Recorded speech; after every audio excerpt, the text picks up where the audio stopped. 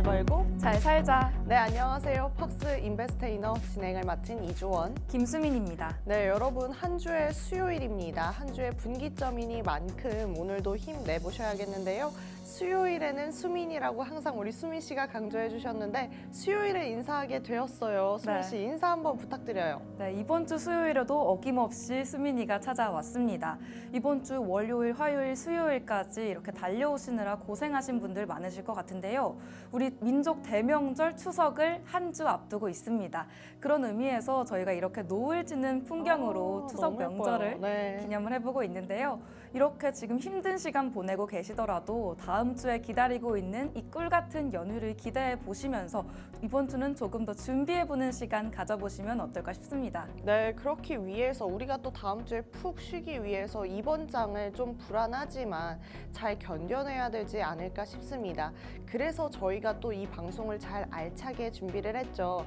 이제는 좀 외우신 분들 계시지 않을까 싶습니다. 핫 이슈부터 경제 지식까지 그리고 미국장, 국내장까지 알아보는 시간 준비되어 있습니다. 네, 우리 미국장, 국내장까지 알아보는 시간들이 왜 중요한지 우리 추석 연휴가 기다리고 있기 때문인데요. 우리 긴 휴장을 앞두고 있는 만큼 우리 시장 알아보기 위해서 빼놓을 수 없는 코너 국내 증시 브리핑 우리 주원 씨가 준비해 주셨죠? 네, 맞습니다. 전장에서 코스피 경기 침체 우려가 완화된 이 미국 시장의 영향을 받으면서도 저가 매수세가 유입되었습니다. 미국 주식시장은 고용 동향 지수 상승과 GDP 전망치 상승에 지난주 하락분을 회복하는 모습 보여줬습니다. 8월 미국 12 고용 동향 지수가 109.04로 전월 대비 상승했고 애틀랜타 여는 GDP 나우 또한 이전 대비 상향을 보여줬습니다. 전주 S&P 500 나스닥 주간 수익률이 낙폭 과대평가를 받아주면서 경기 우려가 완화가 됐고 이에 반발 매수세 유입되었습니다. 애플이 어제 아이폰 16을 공개했습니다만 강보합권에서 마무리했습니다.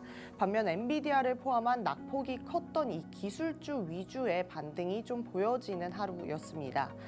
코스피도 경기 우려 완화되면서 전일 오후에 이어서 저가 매수세에 유입되며 낙폭이 축소되는 양상 보여줬습니다.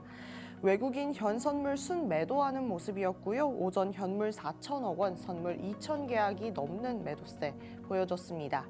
그럼에도 뚜렷한 반전 추세 자체는 보여주지 않는 모습이었습니다. 낙폭과의 인식에 따른 저가 매수세 유입되면서 후행 PBR 기준으로도 밸류에이션이 매력 있는 구간이라고 판단되어지는 그런 부분입니다. 엔화 강세가 진정된 점도 분명히 영향이 있겠습니다. 전일 일본이 2분기 실질 GDP를 하향 조정했고 이에 환율이 각각 반등 혹은 진정을 보여줬습니다. 국내장에서 이 반등은 강보합 수준이었는데요. 이 원인은 삼성전자 반등이 부재했다라는 것을 이유로 들 수 있을 것 같습니다. 이유는 외국인이 6거래일 연속 매도세를 보여줬기 때문으로 좀 풀이가 되어집니다.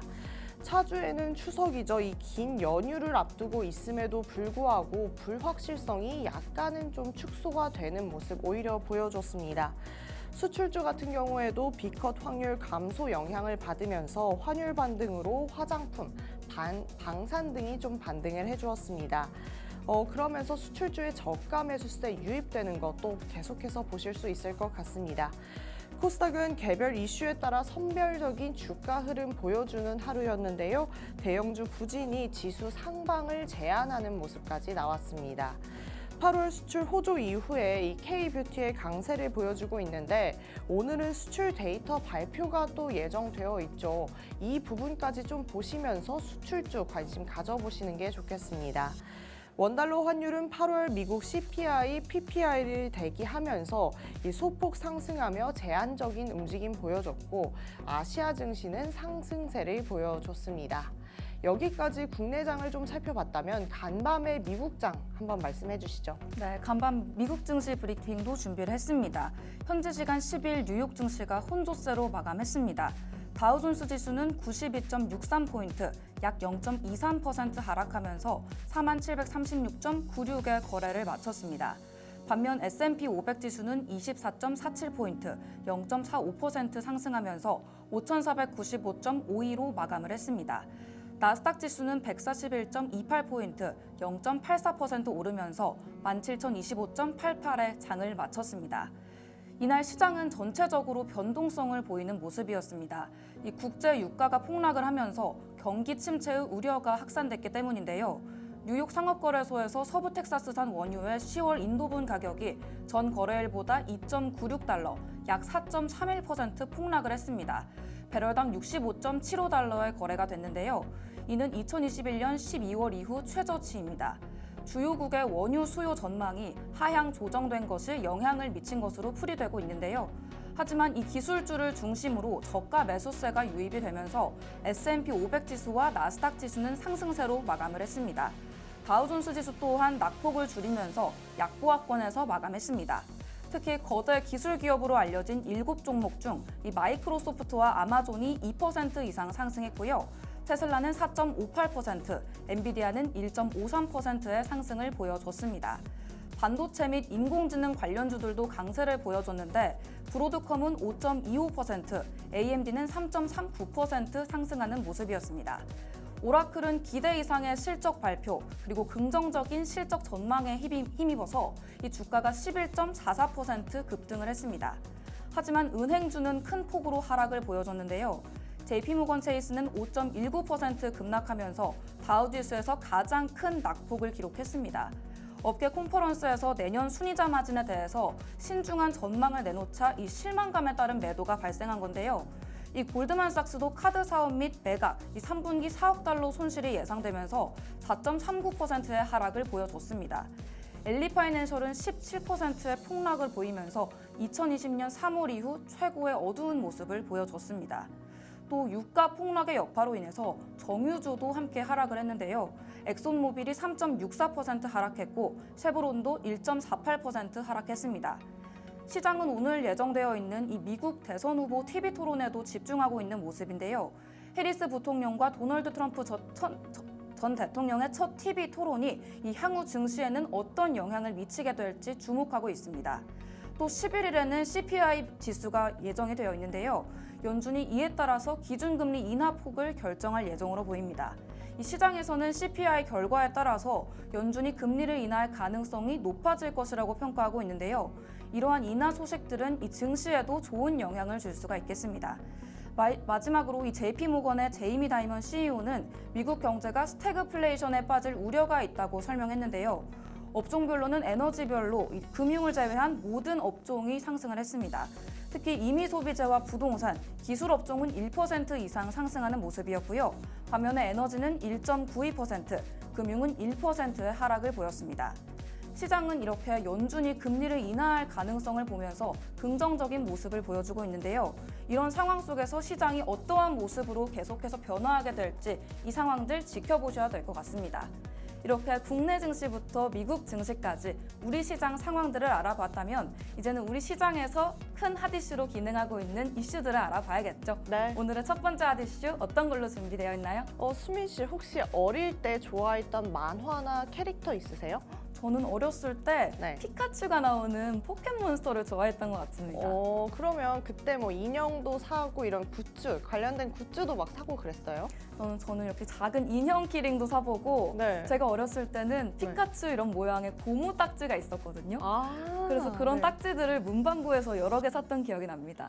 그때니까 좀 그랬던 것 같아요. 저 같은 경우에는 원피스 루피 씨를 좀 사모했습니다. 네. 그러다 보니까 이제 부모님한테 졸라서 저도 인형도 사고 뭐 네. 캐릭터 뭐 관련된 것도 사고 했는데 그때 당시니까 진짜 인형이고 딱지고 여기서 멈춘 것 같아요. 네. 지금 시기였으면 정말 부모님 등골 다 뽑아 먹으면서 이것저것 다 샀을 것 같거든요. 네.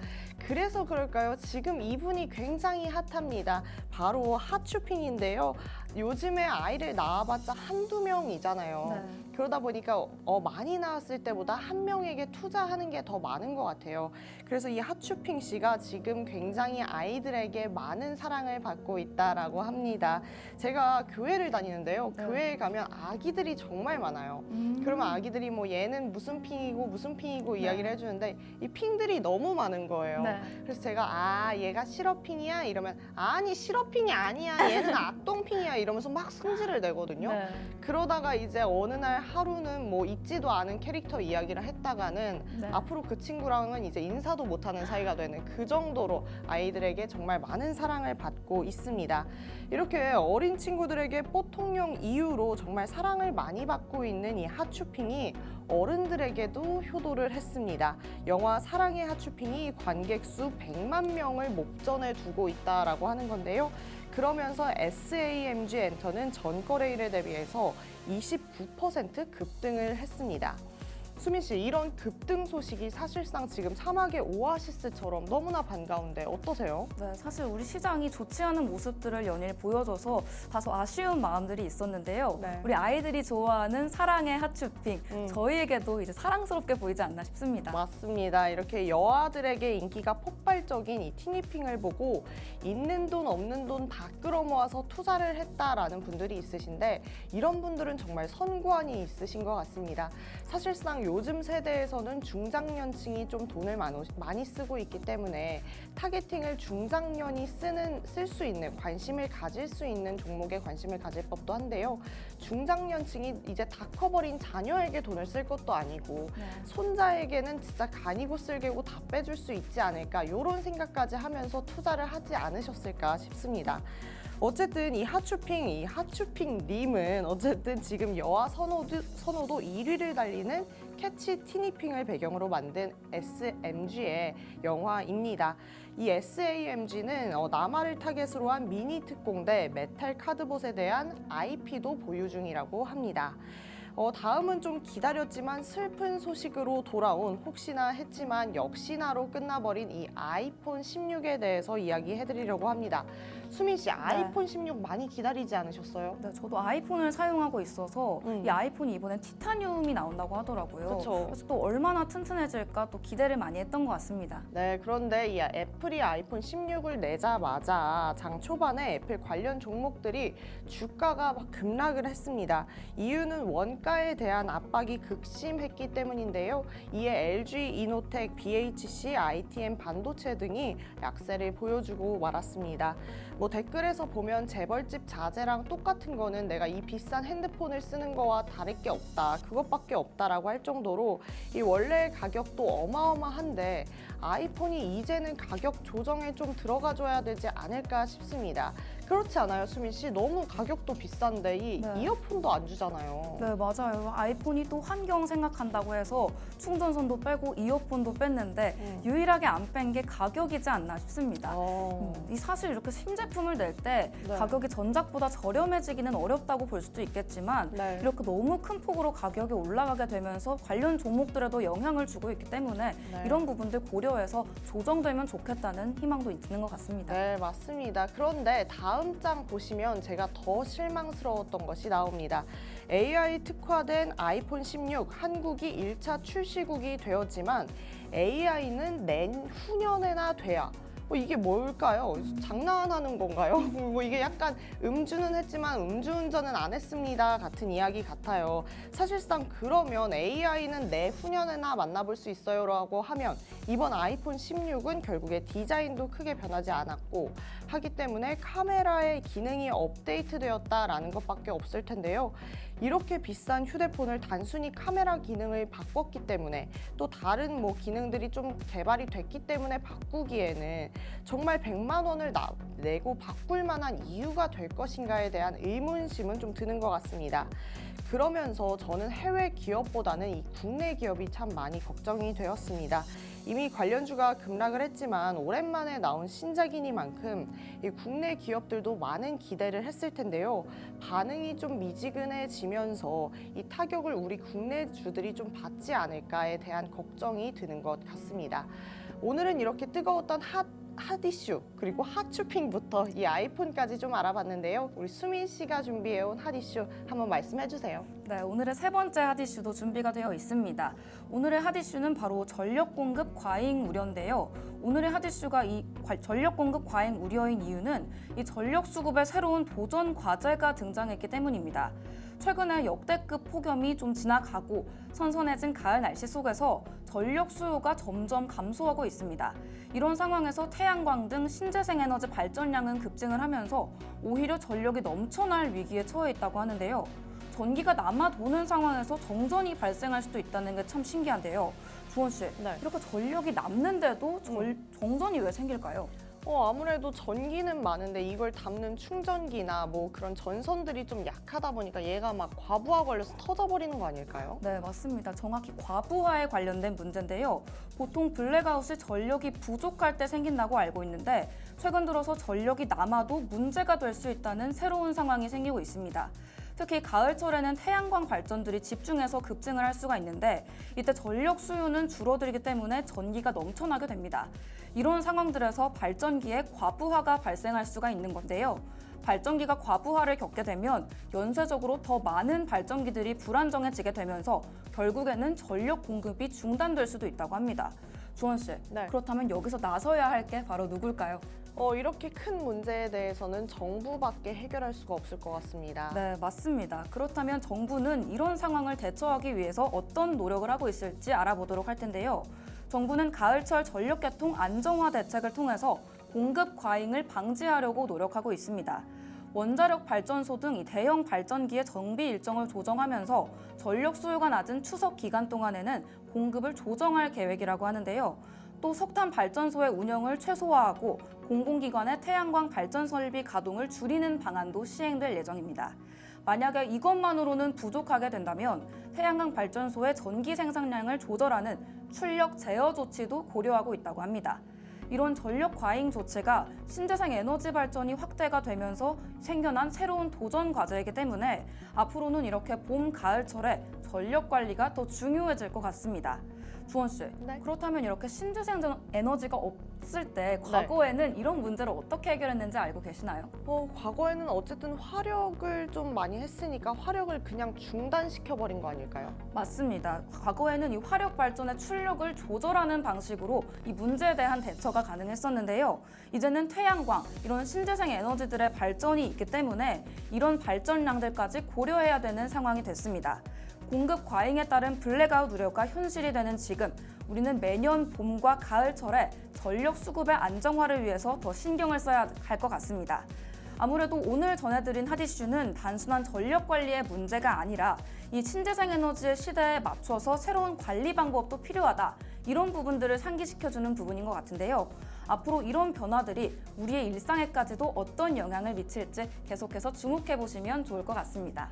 오늘은 재밌었던 주원 씨의 핫이슈, 핫쇼핑과 아이폰부터 저의 전력 공급 문제까지 알아봤는데요. 이렇게 우리 시장을 이끌어주는 핫이슈들까지 알아봤다면 이제는 우리 생활 속에 적용해볼 수 있는 재미있는 경제 이야기도 알아보면 좋을 것 같은데요. 네. 주원 씨, 네. 오늘은 또 어떤 이야기가 준비되어 있나요? 오늘 해볼 이야기는 이 생활 속의 경제 이야기니만큼 생활 속에서 얼마나 지혜롭게 이 경제를 좀 다룰 수 있을까에 대해서 얘기해보고 싶습니다. 첫 번째 토픽으로는 이 작은 변화가 만드는 큰 변화에 대해서 이야기해보려고 합니다. 우리가 매일 마주하고 있는 이 생활 속의 작은 선택들은 사실상 우리의 경제 미래에 굉장히 큰 영향을 주기도 하죠. 가령 커피 한 잔의 선택을 봐도 그렇습니다. 매일 아침에 습관처럼 마시는 이 커피를 매일 사 마시면 월말이 되면 10만 원 이상의 지출이 될 수 있고 이 돈을 맨날 적금을 해서 넣는다면 1년 후에는 120만 원을 모을 수 있는 겁니다. 수미 씨, 이 부분에 대해서는 좀 어떻게 생각하세요? 네, 우리 티끌모아 태산이다라는 말이 있었는데 이 분야가 저금이 아니라 소비에 적용이 되고 있지 않았나 이런 생각이 드는 것 같습니다. 네. 이런 커피 한 잔뿐만 아니라 습관에서 변화를 가져오게 되면 우리의 재정 상태에도 큰 영향을 줄 수가 있을 것 같은데요. 저도 사실 예전에는 카페에서 커피나 음료 같은 것들을 자주 사 먹곤 했었는데 네. 요즘은 돈을 조금이나마 아끼기 위해서 텀블러에 음료를 가지고 다니고 있습니다. 이렇게 아낀 돈을 재테크에도 활용을 할 수가 있고요. 차곡차곡 저금을 해볼 수도 있고 활용해볼 수 있는 방법들이 여러 가지 있다고 합니다. 네, 그런데 이렇게 아끼기만 한다고 해서 우리가 좀 부유해질 수는 없는 것 같아요, 요즘 네. 시대에.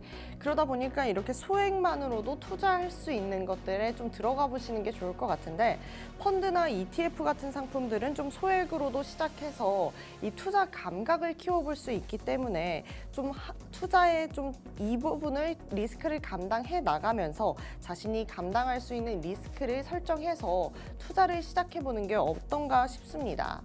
네, 맞습니다. 요즘에는 또 다양한 핀테크 앱들이 등장을 하면서 누구나 손쉽게 투자에 접근을 할 수가 있게 됐는데요. 예를 들어서 로보 어드바이저를 이용하면 투자 초보자도 맞춤형 포트폴리오를 만들어 볼 수가 있다고 합니다. 이런 기술의 발전 덕분에 자산 관리도 더욱 수월해졌고요. 효율적으로 진행할 수도 있게 된 겁니다. 거기에 기술의 발전이 우리의 생활 속 경제를 어떻게 바꾸고 있었는가 다시 한번 실감하게 되는 것 같습니다. 이렇게 생활 속에서 쉽게 활용할 수 있는, 적용할 수 있는 이런 경제 팁들 알아볼 수가 있고요. 앞으로도 이런 정보들을 많이 전해드릴 수 있도록 하겠습니다. 우리 모두가 이런 작은 변화로부터 큰 변화를 이끌어낼 수 있도록 경제적 차이를 만드는 습관 길러보는 건 어떨까 싶습니다. 네, 수민 씨가 너무 좋은 이야기 해주신 것 같습니다. 이렇게 지혜로운 경제 생활은 단순히 돈을 절약하는 것을 넘어서서 우리 삶의 질과 좀 직결이 되고 있기 때문에 중요하겠습니다. 모든 사람들은 이 경제적으로 안정된 삶을 원하기는 하지만 이루기 위해서는 소득만큼이나 지출 관리와 올바른 투자 습관이 중요하다라고 말씀드릴 수 있을 것 같습니다. 네, 맞습니다. 우리가 아플 때는 꼭 전조 증상 없이 갑자기 아프잖아요. 이렇게 갑작스러운 의료비 그리고 일시적인 수익 감소가 발생했을 때 돌발 상황을 언제든지 대비할 수 있도록 준비를 해야 합니다. 이런 상황들에서 경제적으로 지혜롭게 대처를 하지 못한다면 이런 작은 위기가 큰 재정적 위기로까지 번질 수가 있는데요. 이런 예비 자금들을 미리 마련을 해두게 되면 이런 위기 상황들이 발생했을 때 조금 더 여유롭게 대처할 수 있다는 점에서 좋은 습관이라고 볼 수가 있겠습니다.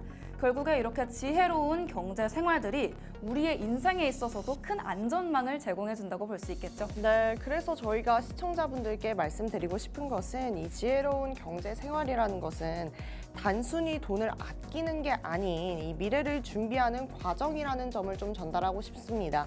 경제적 자유와 안정은 우리가 더욱 풍요롭고 행복한 삶을 살 수 있는 기반이 될 수 있습니다. 그러니까 작은 습관부터 하나씩 실천해 보시는 거는 어떨지 궁금합니다. 그러니 작은 습관이 이뤄서 이 삶 속에서 저희와 함께 하실 수 있는 공간 또 자연스럽게 소개해드리려고 합니다. 네. 유튜브에 들어가셔서 팍스탁 3글자만 쳐주시면 저희가 이렇게 생활 속에서 지혜롭게 경제 생활할 수 있도록 많은 영상들 준비해놨고요. 거기에 여러 멘토님들께서 투자 의견도 전달해드리고 있습니다. 이 부분을 통해서 빠르게 수익화하실 수 있는 기회 가져가셨으면 좋겠고 또 추석 전주를 앞두고 있잖아요. 이렇게 불안감이 있는 상황에서 좀 불안감을 낮출 수 있는 공간이 또 있죠, 수민 씨. 네, 맞습니다. 우리 불안감을 낮춰줄 뿐만 아니라 알찬 정보들이 기다리고 있는 공간, 바로 팍스 통신망인데요. 앞서 생활 속의 경제 이야기 시간에 말씀드렸던 내용이 작은 변화로 큰 변화까지 가보자, 이런 주제였던 것 같습니다. 우리가 오늘 만들어 볼 수 있는 가장 작은 변화가 바로 이 팍스 통신망에서 공부를 시작하는 것, 이런 부분이 아닐까 싶은데요. 사실 지식이 기반이 되어야 투자도 성공적으로 이루어질 수가 있기 때문에 아직 내 지식 기반이 조금 의심스럽다, 조금 믿을 수 있는 사람이 필요하다 하시는 분들은 지금 바로 하단에 나가고 있는 QR코드 스캔하셔서 알찬 정보 드리고 있는 팍스 통신망으로 입장을 해보시면 좋을 것 같습니다. 네, 그러면 이제 더 시간 끌지 말고 바로 2부에서 찾아뵈야겠죠. 네. 그때까지 채널 고정. 고정.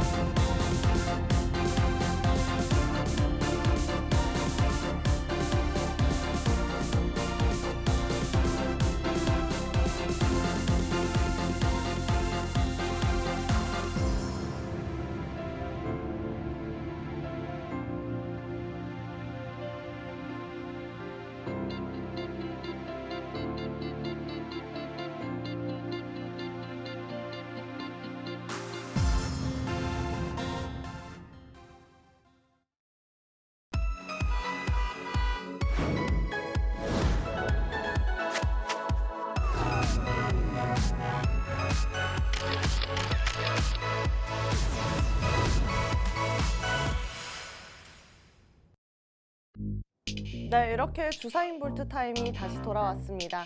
오늘은 또 어떤 특별한 이야기가 있을지 함께 기대해보면서 출발해봐도 좋겠습니다. 오늘은 또 여러분들이 굉장히 흥미가 있으실 AI에 대해서 이야기해볼까 하는데요. 지금 이 AI 산업이 미국 시장이든 국내 시장이든 꽉 잡고 있는 거 다 알고 계시죠? 그만큼이나 AI에 대해서 잘 아는 것은 우리에게 힘이 되겠습니다.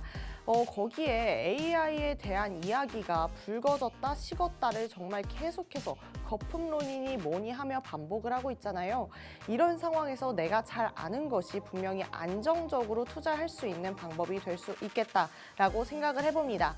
여러분, AI 하면 어떤 게 가장 먼저 떠오르시나요? 저와 여러분 모두가 먼저 이 챗GPT를 생각하지 않을까 싶은데요. 이 챗GPT가 처음 나왔을 때부터 정말 신세계였는데요.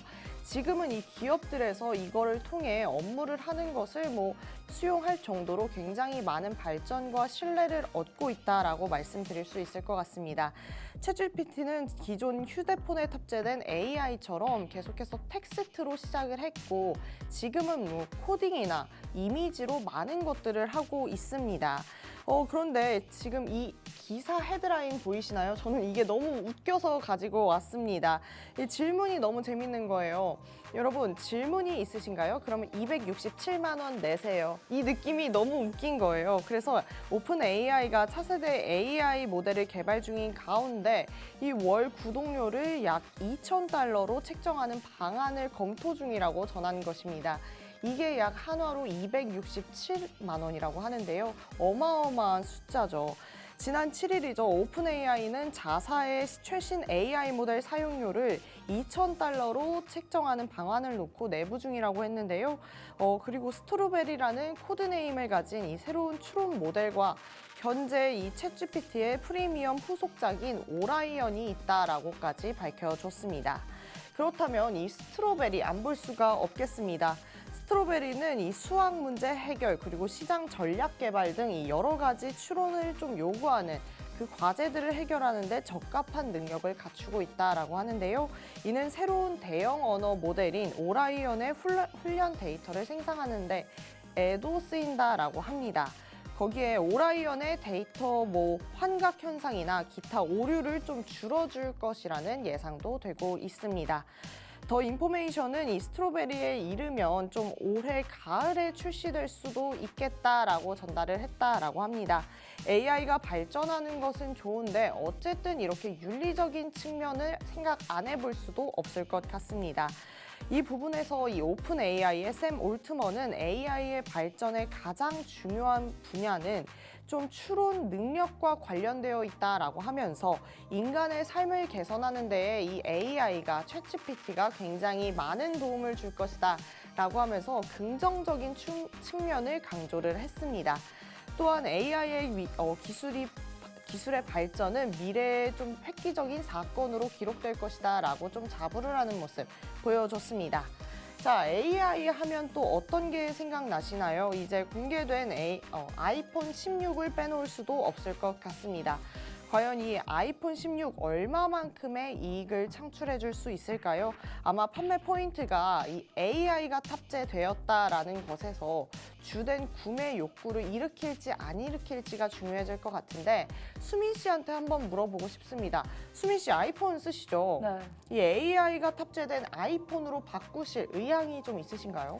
또 아무래도 먼저 삼성에서 AI가 탑재된 온디바이스 AI를 출시를 했었잖아요. 네. 근데 이거 사용하시는 분들이 굉장히 편리하다라고 하더라고요. 사실 이게 AI가 핸드폰에 들어간다고 해서 이렇게 큰 변화를 가져올 줄은 몰랐는데 네. 이 AI가 들어가면 좋다고도 하니까 네. 써볼까 싶은 마음이 들다가도 네. 가격이 일단 너무 비싸서 그쵸. 좀 망설이게 되는 것 같습니다. 네, 맞습니다. 이제 수민 씨가 이야기해 준 것처럼 막상 사용해 보니까 이 AI가 너무 도움이 되더라도 있는데요. 가장 중요한 건 이 애플에 앞서서 우리 삼성에서 말씀하신 것처럼 최신 기기 AI 기능을 강점으로 내세우면서 최신 휴대폰을 냈죠. 그런데 아직까지 소비자들은 이 AI 기능을 구매의 주요 포인트로 보고 있진 않다라고 합니다. 이 베이스트리트 리서치 창립자인 클리프 말도날도는 AI는 아직 스마트폰 시장에서 대중에게 반향을 일으키지는 못하고 있다라고 덧붙였다라고 합니다. 하지만 이와 관련 없이 많은 아이폰 사용자들이 이제 이 제품을 교체할 시기가 두고 있고 그러면서 기기 변경을 앞두고 있으면서 애플의 스마트폰 판매가 AI 기능 도입과 여부에 상관이 없이 그냥 급증할 것이라는 예상도 나오고 있다라고 합니다. 저만 해도 이제 지금 아이폰을 바꿀 때가 되기는 했거든요. 그런데 이제 새 제품 나오니까 이제 좀 최신 폰 나오니까 하면서 기다리는 경향도 있었어요. 그런 것들을 보면 아마 이번 이 아이폰의 매출이 굳이 AI에 달리지는 않았다라고 말씀드릴 수도 있을 것 같습니다. 아마 이번 아이폰 16에 이 AI 기능을 탑재한 아이폰에 대한 수요와 이 기술에 대한 시장의 관심을 보여주는 시험대가 되지는 않을까 싶습니다. AI가 탑재된 이 아이폰은 잠시 좀 시시한 이유가 조금 더 많이 있을 것 같습니다. 혁신을 상징하는 아이폰의 AI 도입은 세간의 관심이 굉장히 높기는 합니다. 하지만 아이폰 16 출시와 함께 모든 AI 기능을 사용할 수 있지는 않다라는 것이 좀 중요한 포인트가 될 수 있겠습니다. 초기에는 영어가 AI 기능을 지원할 수 있는 유일한 언어일 것으로 좀 예측이 됩니다. 이에 WJS 같은 경우에는 이 같은 서비스 제한과 지연은 새로운 AI 기능에 대한 부정적인 입소문으로 이어질 수 있다라고 짚었습니다. 그럼에도 잘 발전해서 이 내년에 나올 아이폰 17에게 좀 도움이 되어준다라고 하면 이보다 더 좋은 시나리오는 없지 않을까 예상해 볼 수 있겠습니다. 그러면서 과연 이 AI 이걸 어떻게 하면 좀 대의에 사용할 수 있을까까지 좀 이야기를 해봤으면 좋겠는데요. 일상에 파고든 이 AI 기술은 전쟁에서도 본격적으로 사용되고 있다라고 합니다. 특히 최근 우크라이나 전쟁을 통해서 AI 기술을 활용한 드론 사용이 좀 주목을 받고 있습니다. 이 시스템은 센서와 이 정보 수집 데이터를 분석해서 목표를 식별하고 우선순위까지 정한다라고 합니다. 또 미국 국방부의 메이븐 프로젝트에서는 AI를 사용해서 드론 영상에서 목표물을 분석하고 식별하고 있다라고 전했는데요. 또 AI는 이 군 지휘관이 전략적인 결정을 할 때에도 많은 도움을 줄 수 있다라고 합니다. 미국 국방부의 합동 인공지능센터에서는 실시간 전투 결정 지원을 통한 AI 통합 작업을 진행 중이라고 또 전달하기도 했습니다. 물론 이렇게 AI 사용 자체를 잘 싸우자고 발전을 시키는 건 아니겠죠. AI가 이렇게 군사적인 측면에서 잘 활용이 된다라고 하면 분명히 전쟁을 항상 대비하면서 막대한 세금을 들이고 있는 우리나라 같은 경우에서는 경제적인 측면에서도 많은 도움을 받을 수 있을 것으로 전망이 됩니다. 그리고 전쟁 상황이 일어나면 안 되겠지만 만약에 전장이 일어난다면 이 상황에서 많은 희생을 좀 덜어낼 수 있지 않을까에 대한 기대감도 있습니다. 그럼에도 윤리적인 문제에 대해서는 항상 잘 생각해 봐야겠습니다. 계속해서 그 긍정적인 부분에 대해서 이야기를 했지만 김용원 국방부 장관도 이 AI가 군의 작전 능력과 향상을 하는 건 맞고 하지만 오남용 피해 동시에 초래하는 양날의 검과 같다면서 군사 분야에서는 AI의 책임 있는 이용에 대한 균형 잡힌 이해와 국제사회에 도움이 필요할 것이다 라는 이야기를 또 전달하기도 했습니다. 자, 여기까지 오늘 AI에 대해서 정말 간략하게 AI의 정말 100분의 1도 안 되는 만큼을 알아본 것 같은데요. 우리 수민 씨 이 이야기 들으면서 또 어떤 생각을 했는지 궁금합니다. 네, 사실은 챗 GPT가 처음 나왔을 때 무료 서비스로 나왔었잖아요. 네. 그래서 저도 어떻게 이런 기술을 무료로 이용하게 해주지? 라고 생각했었는데 네. 역시 기업에는 다 이 이윤을 추구할 수 있는 방법이 남아있는 것 같다 이런 생각이 들었던 것 같습니다. 이 267만 원 아무리 기업이라고 해도 낼 수 있을까 싶은데요. 네. 지금 개인은 한 2에서 3만 원대로 이 챗 GPT의 프리미엄 서비스를 이용할 수 있는 걸로 알고 있는데 네. 이런 부분들이 조금씩 보편화가 되면서 좀 저렴한 가격에 많은 사람들이 이 GPT 서비스를 누릴 수 있었으면 좋겠다 이런 생각이 드는 것 같습니다. 그리고 또 아이폰 16이 AI를 좀 도입을 많이 하고 있잖아요. 네. 그런데 이게 정말 많이 개발을 해서 이제는 챗GPT도 사용할 필요가 없이 아이폰이 발전을 한다면 오픈 AI 입장에서는 굉장히 좀 경쟁심이 들지 않을까요? 이건 네. 어떻게 생각하세요? 맞아요. 그 부분이 뭔가 좋게 느껴지기도 하는 게 지금은 사실 우리 챗 GPT가 부동의 1등을 달리고 있다 이렇게 봐도 과언이 아닐 것 같은데 네. 사실 우리가 온디바이스 AI에 시리가 또 들어가서 네. 말을 거는 대로 들어주는 AI가 또 아이폰에 탑재까지 된다면 네. 이 오픈 AI의 챗 GPT도 조금 넘어설 수 있지 않을까. 그래서 경쟁 심리를 부추겨서 우리 네. 소비자는 낮은 가격으로 이용을 해볼 수 있지 않을까 이런 기대가 또 생기기도 합니다. 맞습니다. 우리처럼 생각하는데 애플에서는 이 생각을 안 하고 오픈 AI에서는 이 생각을 안 할까요? 네. 최근에 알아본 바로는 이 애플과 오픈 AI가 협력을 또 하겠다라는 이야기가 전달되어지고 있습니다. 오늘 말씀드린 대로 AI에 대해서 100분의 1만큼만 좀 소개한 것 같습니다. 앞으로 저희 방송에서 계속해서 AI에 대해서 소개해드릴 예정이라고 말씀드릴 수 있을 것 같은데요. 이 부분 좀 기대해 보시면서 AI에 대해서 관심 많이 가져보셨으면 좋겠습니다. 저 주사인 볼트는 여기서 좀 떠나지만 우리 수민 씨가 바로 나와서 재미있는 수민이 시간 또 준비되어 있으니까요. 그때까지 기대해 주셔도 좋겠습니다.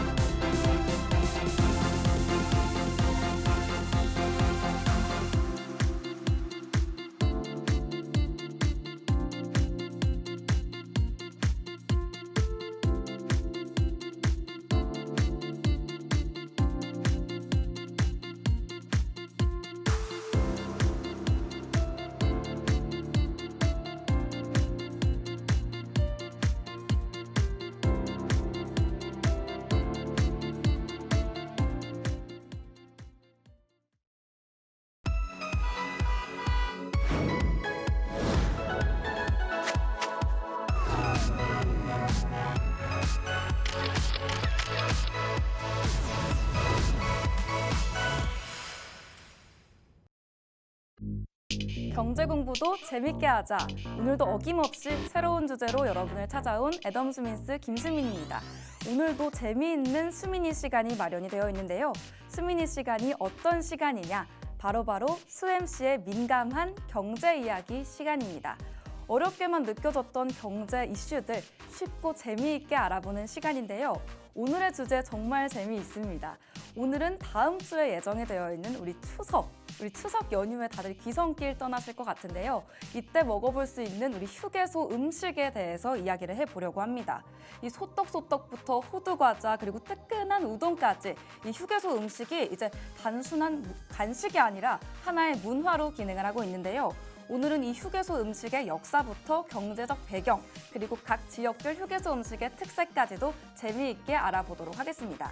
우리 여러분도 이 추석 귀성길에 휴게소에서 어떤 음식을 먹어볼지 고민해보시면서 오늘의 수민이 들어보시면 좋을 것 같은데요.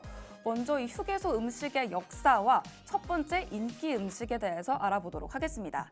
이 휴게소 음식의 역사를 알아보려고 하면 1970년대 초반으로 거슬러 올라갑니다. 이 한국 최초의 고속도로인 경부고속도로가 개통이 되면서 휴게소도 함께 등장을 하게 됐는데요. 그때는 이 장거리 운전을 하게 되면 지치고 배고프기 마련이었는데 이를 해결해줄 간단한 간식들이 휴게소마다 제공이 되기 시작을 했습니다. 그중에 가장 처음으로 인기를 끌었던 음식이 바로 이 호두과자입니다. 이 호두과자가 충청도 지역을 중심으로 시작됐던 음식인데 작고 간편하게 먹을 수 있으면서도 이 달콤한 맛 덕분에 전국적으로 큰 인기를 끌었다고 합니다. 당시에는 차량의 소유자는 많지 않았던 시점이었지만 이 고속도로와 함께 휴게소 간식이 정말 많은 사람들에게 익숙해지기 시작을 했습니다.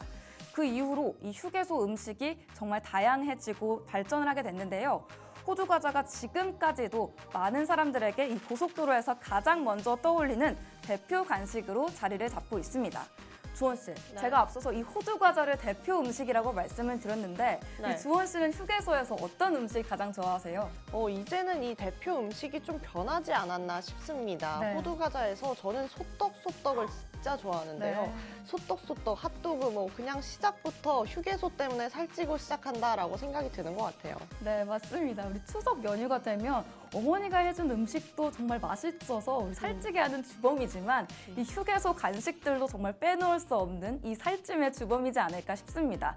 우리 주원 씨가 말씀을 해주셨듯이 저도 이 소떡소떡 정말 좋아하는데요. 호두과자에 이어서 이 소떡소떡이 현대 휴게소 간식의 상징이라고도 볼 수가 있을 것 같습니다. 최근 몇 년간 이 소떡소떡이 휴게소 음식의 새로운 강자로 자리매김을 했는데요. 말 그대로 이렇게 소시지와 떡을 번갈아서 꼬지에 꽂아서 소스를 발라서 구워 먹는 형태입니다. 그 간편함과 중독성 있는 맛 덕분에 누구나 좋아하는 음식이 되었는데요. 저도 이 사진을 보니까 정말 먹고 싶어지는 것 같습니다. 이 음식이 2018년 평창 동계올림픽 때 등장을 해서 정말 큰 화제를 모았는데요. 전국적으로의 인기까지 확산됐을 정도니까 이 동계올림픽의 여파가 굉장히 강했다고도 볼 수 있을 것 같습니다. 당시 선수들과 관광객들이 이 소떡소떡을 먹는 모습이 미디어에 자주 노출이 되면서 휴게소 간식의 새로운 스타가 탄생을 한 겁니다. 그렇다면 이 소떡소떡 인기 있는 이유가 무엇일까요? 첫째로는 가볍게 먹을 수 있다는 점입니다. 고속도로 휴게소에서는 빠르고 편안하게 먹을 수 있는 음식들을 찾게 되니까 끼니를 해결하면서도 빠르게 다시 운전할 수 있는 음식을 찾는 경우가 많은데요. 이 소떡소떡은 한 손에 들고 먹기도 좋으면서 저렴하고 든든한 한 끼로도 기능을 하고 있습니다. 이 떡과 소시지의 조합, 탄수화물과 이 단백질이 잘 어우러져 있기 때문에 포만감을 주기도 좋을 것 같은데요. 저는 사실 3개 정도는 먹어줘야 포만감을 줄 수 있지 않나 싶은데 마지막으로 정말 중요한 맛입니다. 3개가 먹고 싶은 데는 다 이유가 있겠죠. 달콤하면서 짭짤한 소스와 쫄깃한 떡, 그리고 고소한 소시지까지 이 조화가 정말 남녀노소 누구나 좋아할 맛이지 않나 싶습니다. 그런데 이 휴게소 음식 정말 맛있긴 한데 유난히 비싸다는 생각이 드는 것 같습니다. 주원 씨, 네. 휴게소 갈 때 이런 음식 가격 어떻게 느껴지셨어요? 음식이 참 빨리 나오는 거는 너무너무 좋은데 네. 진짜 말도 안 되게 소떡소떡 가격 아시나요? 거의 지금 4,500원을 넘어가고 있어요. 사실상 5,000원부터는 저희가 그런 말 하잖아요. 국밥 한 그릇 사 먹겠다 이런 말 하잖아요. 네. 그렇기 때문에 지금 가격이 말도 안 되게 높다라고 말씀드릴 수 있을 것 같아요. 네, 앞서서 말씀드렸듯이 네. 사실 소떡소떡이 5,000원을 이렇게 호가를 하고 있는데 네. 배를 채우려면 3개는 먹어야 한다고 말씀을 드렸잖아요. 네. 그러면 소떡소떡 3개 먹었는데 15,000원이 나오는 겁니다. 이렇게 휴게소 음식이 굉장히 비싸다라고 느껴지는 부분들이 많은데요. 이렇게 휴게소 음식이 비싼 이유를 경제학적 관점에서 살펴봤습니다. 이 휴게소 음식이 왜 다른 곳보다 가격이 비싼 걸까요? 이 많은 사람들이 고속도로에서 잠시 머물고 갈 때마다 느끼는 불만, 그 중에 하나가 이 휴게소 음식의 가격이라고 합니다. 그 배경에는 어쩔 수 없는 경제적인 이유들이 마련이 되어 있는데요. 첫 번째 이유는 이 휴게소의 독점적인 위치 때문입니다. 사실 우리가 고속도로를 달리다 보면 휴게소가 매번 있지는 않죠. 이 위치상 독점적인 역할을 하고 있다고 볼 수가 있는데 도로를 쭉 달리다가 음식을 구할 수 있는 장소, 이런 유일한 장소가 휴게소이기 때문에 선택지는 적고 가격 경쟁도 덜하다고 합니다. 즉 수요는 항상 존재를 하지만 공급은 한정되어 있기 때문에 가격을 다소 높게 책정해도 되는 거죠. 두 번째 이유는 운영 비용입니다. 휴게소는 일반적인 음식점들보다 다소 높은 운영 비용을 부담하고 있다고 하는데요. 고속도로에 위치해 있기 때문에 이 가져오는 물류의 비용도 증가했고 고정된 고객이 아니라 불특정 다수의 방문을 받고 있기 때문에 예측 불가능했던 수요들에도 대비를 해야 한다고 합니다. 이런 불확실성들까지 가격에 반영이 된다, 이렇게 해석을 해보시면 좋을 것 같습니다. 마지막으로는 편리성에 대한 추가 비용인데요. 장시간 운전을 하면서 편하게 쉬다 갈 수 있는 공간, 이 휴게소가 유일하다는 생각이 드는데 이 휴게소에서 간편하게 끼니를 해결하는 게 얼마나 중요한 일인지 장거리 운전해보신 분들이라면 모두 공감하실 것 같습니다. 이런 편리성에 대해서 추가 비용을 지불하는 게 경제학에서는 정말 자연스러운 현상이라고 합니다. 그런데 저희가 가는 지역도 모두 다르듯이 휴게소도 모두 다 다를 텐데요. 이렇게 고속도로를 달리다 보면 각 지역마다 다른 휴게소 음식들이 있다는 점도 알고 계실 것 같습니다. 이 한국의 다양한 지역 특산물이 있듯이 한국의 다양한 휴게소에도 휴게소 특산물이 있는 건데요. 한국의 다양한 지역 특산물들이 휴게소 음식으로까지 발전을 하면서 그 지역의 맛을 소개하고 있습니다. 이런 부분들이 지역 경제에까지 긍정적인 영향을 미친다고 하는데 예를 들어서는 이 충청도 호두 과자가 유명하고요. 강원도에서는 감자떡, 그리고 경상도에서는 언양불고기가 유명하다고 합니다. 이런 지역 특산물들이 휴게소에서 인기리에 판매가 되고 있다고 하는데 이런 지역 특산물 기반의 휴게소 음식들이 단순히 맛있는 음식을 제공하는 것 이런 가치들을 넘어서서 그 지역의 관광 자원이자 홍보 수단으로까지 활용이 될 수 있다고 합니다. 이렇게 휴게소 음식들 정말 맛있게 먹기만 했었는데 이렇게 지역 경제와도 밀접하게 연관이 되어 있었고 이 각 지역의 특산물들이 고속도로를 통해서 전국으로 퍼져나가는 통로 역할을 하고 있었다. 이런 부분들까지 알 수 있었던 것 같습니다. 이렇게 과거의 휴게소 음식들을 알아봤는데 이 과거의 휴게소 음식들이 단순히 배고픔을 달래기 위했던 간단한 간식이었다면 지금은 조금 휴게소가 변화하는 모습을 보여줬습니다. 지금은 이 휴게소 맛집들이 하나의 여행 코스로도 자리를 잡았다고 하는데요. 이렇게 고속도로 휴게소 맛집을 안내해주는 귀여운 일러스트를 그리신 분들도 속속 나타나고 있고 블로그를 찾아보면 어느 지역 어느 휴게소에 이 음식이 맛있다 이렇게 콕콕 집어주시는 맛집 전도사님들도 많이 생겨났습니다. 최근에는 카페형 휴게소도 생기면서 고급 커피와 다양한 디저트까지 즐길 수 있다고 하는데요. 더 나아가서 이 휴게소가 이제 휴식 그리고 맛집 탐방의 장소로도 변화를 했습니다. 도로를 계속해서 달리다 보면 어떤 휴게소에 가볼까 고민을 계속하게 되면서 마치 여행지의 식당을 고르는 것 같은 설레임 그리고 재미를 느낄 수도 있는데요. 또 일부 휴게소는 각 지역의 문화체험 공간으로도 탈바꿈을 하면서 여행객들에게 다양한 경험들을 제공하고 있다고 합니다. 우리 주원 씨, 네. 요즘에는 이런 휴게소 음식들이 진화를 하면서 휴게소가 단순한 휴게소가 아니라 이런 카페용 휴게소, 맛집 탐방, 지역 문화 체험까지 제공해보고 있다고 하는데 네. 주원 씨 이런 휴게소 경험해보신 적 있으세요?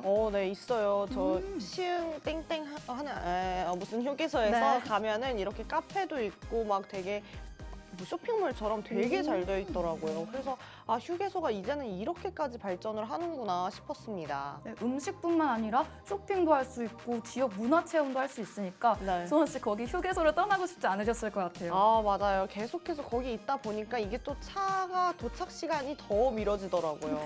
네, 맞습니다. 저희가 이 여행을 뿐만 아니라 이 귀성길에도 이 휴게소에서 이런 재미들 느껴보시면 추석이 2배 더 재밌어지지 않을까 싶은데요. 저도 운전을 하지 않던 어린 시절에 이 핫바랑 알감자 이런 거 먹으면서 정말 즐거워했던 기억이 아직도 남아있는데 나오는 휴게소마다 정말 다 가자 아버지에게 이렇게 말씀드렸던 기억이 납니다. 지금 생각해보면 이런 추석 귀성길에 긴 시간 운전해주시고 계시는 우리 아버지에게 감사하다는 말씀을 먼저 드려야 하지 않을까 싶은데요. 우리 민족 대명절 추석을 한 주 앞두고서 오늘은 휴게소 음식에 대해서 알아봤습니다. 소떡소떡부터 호두과자 그리고 우동, 맛있는 음식들까지 이 휴게소 음식의 역사들 그리고 비싼 이유 그리고 지역 특산물과의 관계까지도 알아봤는데요. 이런 관계를 알고 나서 이 휴게소 음식을 먹으려고 기대를 해보니까 더욱더 흥미롭고 재미있게 느껴지는 것 같습니다. 우리 주원 씨, 네. 추석 귀성길이 얼마 남지 않았는데 네. 오늘 이거 보고 나니까 휴게소 음식 뭐 드시고 싶으세요? 휴게소 음식 전 여전히 소떡소떡이 좀 먹고 싶고 저희 시골이 또 충청도에 있는 만큼 네. 호두과자 한번 먹어야 되지 않나 싶습니다. 이렇게 휴게소 음식을 생각하니까 침이 꼴깍 넘어가는 것 같은데 이거 보시고 계시는 시청자 여러분들도 오늘의 이 수민이 시간과 함께 추석 귀성길에서 무슨 음식으로 허기를 달래볼지 재미있는 맛집 탐방은 어떻게 해보면 좋을지 고려해 보시면 좋을 것 같습니다. 이런 지역별 휴게소 음식도 먹어보시고 그동안 충분한 휴식도 취할 수 있는 기회가 되었으면 좋겠는데요. 우리 굿모닝 인베스테이너 수민이는 여기서 인사를 드려야 될 것 같습니다. 우리 인베스테이너는 여기서 인사를 드리지만 여러분의 경제 공부는 끝나지 않는다는 거 이제는 다들 아실 것 같습니다. 알찬 정보 제공해드리고 있는 저희 수민이 시간은 다음 주 이 시간에 또 찾아오도록 하겠습니다. 본 방송에서 제공해드리는 정보는 투자 판단에 대한 조언일 뿐 해당 종목의 가치 또는 상승과 하락을 보장하지는 않는다는 점 유의해 주시면 좋을 것 같습니다. 민족 대명절 추석을 하루 앞두고 안내드렸던 오늘의 수민이 유익하셨다면 감사드리겠고요. 지금까지 시청해주신 여러분 고맙습니다.